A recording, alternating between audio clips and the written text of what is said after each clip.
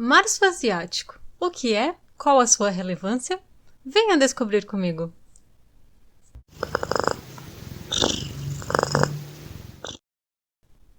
Recentemente, no canal espanhol Crônicas de Margaret, me deparei com a seguinte proposta: Março Asiático.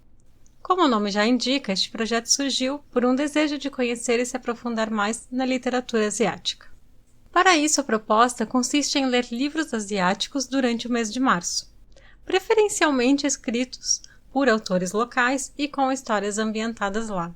Esse é o ideal, para evitar uma visão estrangeira do exótico, mas pode-se incluir autores de origem asiática que falem com propriedade dessa temática, como no caso da autora de Pachinko, que é americana-coreana.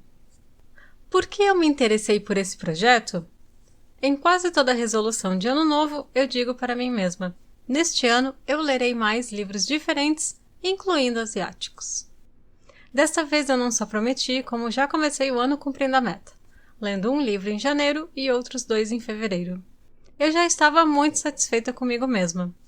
Mas eis que eu me deparo com o projeto Março Asiático, o qual me fez refletir sobre as minhas experiências de leitura. Mesmo já tendo visitado diversos países dessa região, através de diferentes livros, notei que tento a me manter nos mesmos lugares, no Japão e na China, cujos livros são mais conhecidos e também nos mesmos estilos de leitura: budismo, gatos, fantasia e ficção científica. De certa forma, mesmo lendo mais livros asiáticos nesse ano, eu ainda fiquei na minha zona de conforto. E olha que a literatura asiática pode ser bem desconfortante, como no caso de A Vegetariana e As Rãs. Por isso achei tão interessante participar do Março Asiático. Essa é uma oportunidade de rever criticamente as próprias leituras e principalmente de descobrir novos autores, novos lugares e novas culturas. Olha só quantas possibilidades existem por lá. Não só a Ásia é um continente imenso, culturalmente rico, como obviamente dentro do próprio continente há diversas particularidades.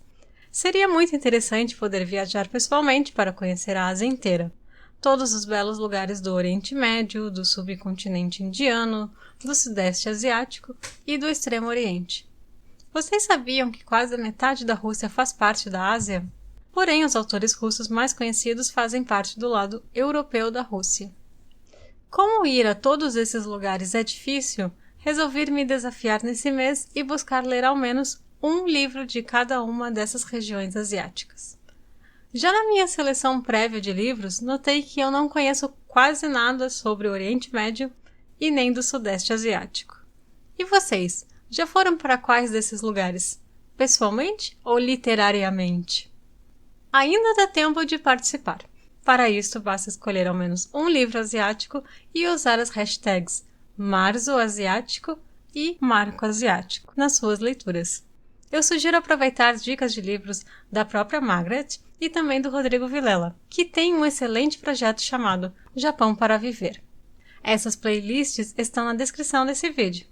Vamos juntos conhecer mais dessa literatura!